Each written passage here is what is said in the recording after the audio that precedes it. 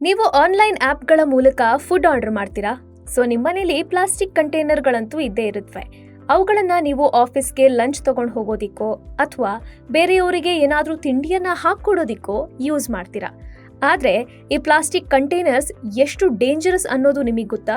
Plastic ಡಬ್ಬಗಳಲ್ಲಿ ಇಟ್ಟಿರುವ ಬಿಸಿಯಾದ ಆಹಾರಗಳನ್ನು ತಿನ್ನೋದ್ರಿಂದ ಹೃದಯಕ್ಕೆ ಸಂಬಂಧಪಟ್ಟ ಕಾಯಿಲೆಗಳು ಉಂಟಾಗುತ್ತವೆ ಅಂತ ಅಧ್ಯಯನಗಳು ತಿಳಿಸಿವೆ. ಚೀನಾದ ಸಂಶೋಧಕರು ಇಲಿಗಳ ಮೇಲೆ ಪ್ರಯೋಗಗಳನ್ನು ನಡೆಸಿದ್ರು. ಕುದಿಯುವ ನೀರನ್ನ ಪ್ಲಾಸ್ಟಿಕ್ ಡಬ್ಬದಲ್ಲಿ ಸುರಿದು 5ರಿಂದ 15 ನಿಮಿಷಗಳ ಕಾಲ ಹಾಗೆ ಬಿಟ್ರು. ಆ ನೀರನ್ನ ಇಲಿಗಳಿಗೆ ಕುಡಿಯಲು ನೀಡಲಾಗ್ತಿತ್ತು. ಕೆಲ ತಿಂಗಳುಗಳ ಬಳಿಕ ಪರೀಕ್ಷಿಸಿದಾಗ ಇಲಿಗಳ ಹೊಟ್ಟೆಯಲ್ಲಿರುವ ಆರೋಗ್ಯಕರ ಬ್ಯಾಕ್ಟೀರಿಯಾಗಳು ಸಂಪೂರ್ಣವಾಗಿ ಬದಲಾಗಿತ್ತು. ಇದು ಅವುಗಳ ದೇಹದಲ್ಲಿ ಉರಿಯೂತ ಮತ್ತು ಆಕ್ಸಿಡೇಟಿವ್ ಒತ್ತಡವನ್ನ ಹೆಚ್ಚಿಸಿತ್ತು. ಒಟ್ಟಾರೆ ಇವೆಲ್ಲವೂ ಇಲಿಗಳ ಹೃದಯಕ್ಕೆ ಹಾನಿಯುಂಟು ಮಾಡಿತ್ತು. ಪ್ಲಾಸ್ಟಿಕ್ನಲ್ಲಿ ಸುಮಾರು 20,000 ರೀತಿಯ ರಾಸಾಯನಿಕಗಳಿವೆ. ಇವುಗಳಲ್ಲಿ ಕೆಲವು ತುಂಬಾ ಅಪಾಯಕಾರಿಯಾಗಿದೆ.